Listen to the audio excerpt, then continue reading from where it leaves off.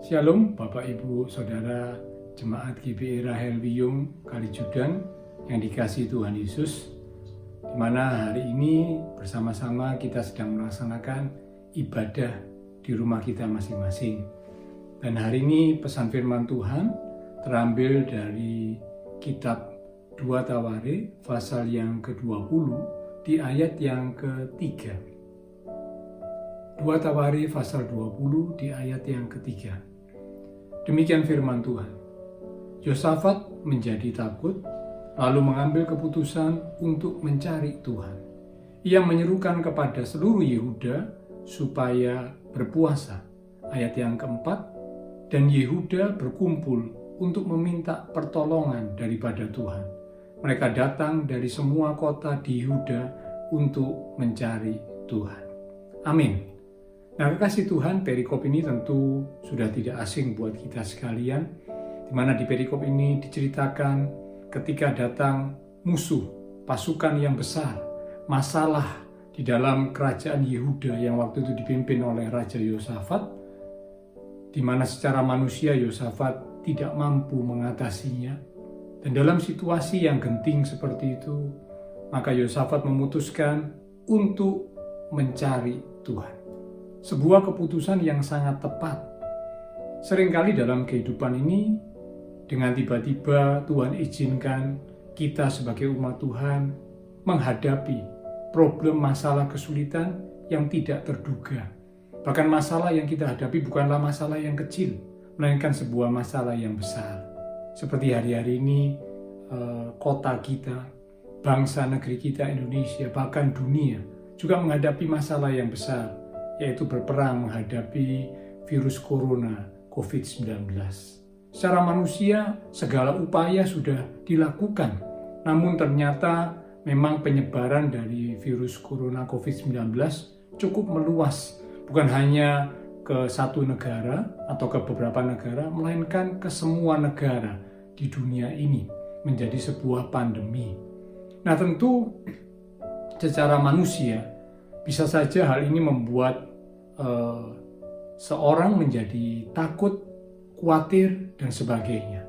Nah, ini pun dialami oleh Yosafat saat dia menghadapi musuh yang besar yang secara manusia tidak mampu untuk diatasi oleh kerajaan Yehuda. Alkitab mencatat Yosafat menjadi takut. Takut adalah sesuatu yang manusiawi.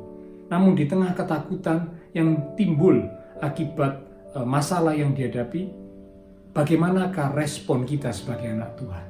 Langkah berikutnya, apakah yang akan kita lakukan? Itulah yang menentukan. Nah, Yosafat mengambil langkah, mengambil keputusan untuk mencari Tuhan. Bagaimana dengan kita, Bapak Ibu Saudara Jemaat GBI Rahel Wiyung dan Kalijudan? Apakah di tengah situasi yang seperti ini, kita mengambil langkah keputusan yang tepat? Atau kita membiarkan ketakutan, kekhawatiran menguasai pikiran dan kehidupan kita? Lalu kita mulai panik dan melakukan hal-hal di luar yang Tuhan mau. Nah, pagi ini, hari ini, saya mengajak Bapak, Ibu, Saudara, Jemaat GBI Rahel Wiyung dan Kalijudan, mari kita buat keputusan yang tepat, seperti yang dilakukan oleh Raja Yosafat. Buatlah keputusan untuk mencari Tuhan. Visi GBI Rahel Wiyung dan Kalijudan tahun ini adalah lebih lagi di dalam Tuhan. Dan saya percaya ini bukan kebetulan. Tuhan izinkan hari-hari ini kita mengalami hal yang seperti ini, supaya kita boleh lebih lagi mencari Tuhan, lebih lagi sungguh-sungguh di dalam Tuhan, lebih lagi mengandalkan Tuhan, lebih lagi percaya kepada Tuhan. Yosafat mengambil langkah yang tepat. Bukan hanya diri Yosafat sendiri sebagai raja, melainkan ia menyerukan supaya semua rakyatnya sama-sama berseru kepada Tuhan. Bahkan mereka juga mengambil keputusan untuk berpuasa. Puasa adalah tanda merendahkan diri di hadapan Tuhan, untuk menunjukkan tanda duka cita, penyesalan, dan hidup di dalam pertobatan, kembali kepada jalan Tuhan. Bahkan melalui puasa ada sebuah tujuan untuk menguatkan doa permintaan kita kepada Tuhan. Sebuah hal yang tepat diserukan oleh Yosafat sebagai pemimpin kepada seluruh rakyat Yehuda. Dan Alkitab mencatat seluruh rakyat Yehuda sepakat sehati untuk datang kepada Tuhan, untuk meminta pertolongan dari Tuhan, untuk mencari Tuhan. Mari saya mengajak Bapak Ibu Saudara Jemaat GBI Rahel Wiyung dan Gereja Judan, sama-sama kita sehati sepakat untuk datang kepada Tuhan. Lebih sungguh lagi kita mencari Tuhan, berharap kepada Tuhan, meminta pertolongan yang daripada Tuhan. Dan kalau itu kita lakukan, wow, tentu hasilnya luar biasa. Dicatat dalam 2 Tawarikh pasal 20 ayat yang ke-9, ketika semua rakyat Yehuda berkumpul bersama-sama di hadapan rakyat Yehuda, Raja Yosafat menyampaikan sebuah kalimat di ayat yang ke-9. Bila sesuatu malapetaka menimpa kami, yakni pedang, penghukuman, penyakit sampar, atau kelaparan, kami akan berdiri di muka rumah ini di hadapan-Mu, karena nama-Mu tinggal di dalam rumah ini. Dan kami akan berseru kepadamu di dalam kesesakan kami, sampai Engkau mendengar dan menyelamatkan kami. Sebuah kalimat yang menunjukkan betapa iman percaya yang sungguh dari Raja Yosafat kepada Tuhan Allah yang disembah.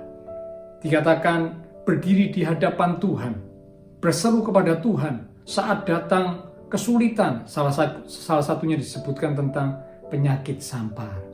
Penyakit yang waktu itu adalah penyakit yang mematikan.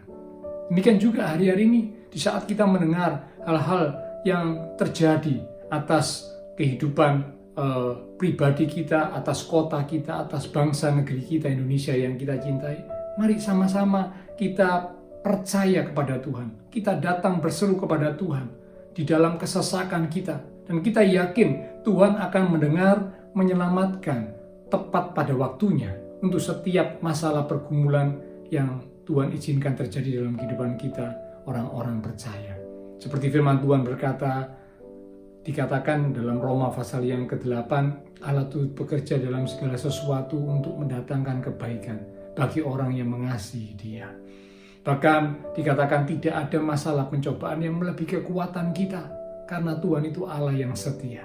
Nah mari saya mengajak kita semua, sama-sama kita datang kepada Tuhan dengan penuh kesungguhan. Kita sehati sepakat untuk mencari Tuhan, berseru kepada Tuhan, berdoa, jangan putus asa, jangan kehilangan harapan, karena Tuhan tidak pernah meninggalkan kita sendiri. Dia Allah Immanuel yang berjanji untuk menyertai kita sekalian di dalam segala situasi, kondisi yang kita alami. Justru ketika Tuhan izinkan hal ini terjadi, saya yakin Tuhan ingin supaya iman setiap kita umat Tuhan semakin terbentuk, semakin teruji, nyata bahwa kita memiliki iman yang sungguh kepada Tuhan.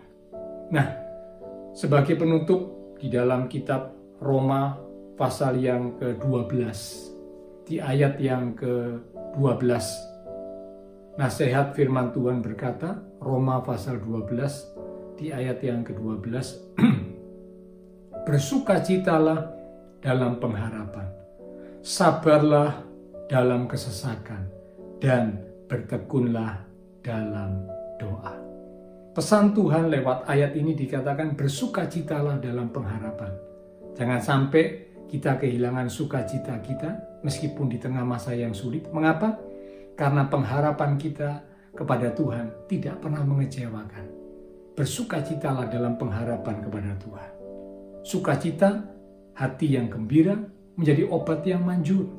Dan yang kedua dikatakan sabarlah dalam kesesakan. Tuhan ingin supaya kita tetap sabar. Sabar berharap kepada Tuhan, sabar menantikan Tuhan, sabar menunggu jawaban dan pertolongan Tuhan dinyatakan dalam kehidupan setiap kita. Dan yang ketiga, bertekunlah di dalam doa. Karena itu saya mengajak, mari meskipun kita tidak bisa beribadah di dalam gedung gereja kita, tetapi di rumah kita masing-masing, kita sama-sama lakukan ibadah. Ini menjadi sebuah event yang bagus dan baik untuk mempererat kasih di dalam keluarga, suami istri, orang tua, anak, saudara bersaudara bisa sama-sama saling share, saling mendoakan, bersama-sama memuji Tuhan, mengundang lebih lagi kehadiran Tuhan di dalam keluarga rumah tangga masing-masing. Dan melalui pesan firman Tuhan kita diingatkan, bersukacitalah dalam pengharapan, sabarlah dalam kesesakan, dan berteguhlah dalam doa. Percayalah, Tuhan tidak pernah meninggalkan kita. Tuhan akan mengerjakan perkara-perkara yang indah. Tuhan akan menggenapi rencananya atas setiap pribadi kita umat Tuhan, bahkan atas kota kita, bahkan atas bangsa negeri kita. Tetaplah percaya, tetaplah berharap, tetaplah berdoa. Tuhan beserta kita. Salam sehati. Amin. Tuhan berkati kita sekalian.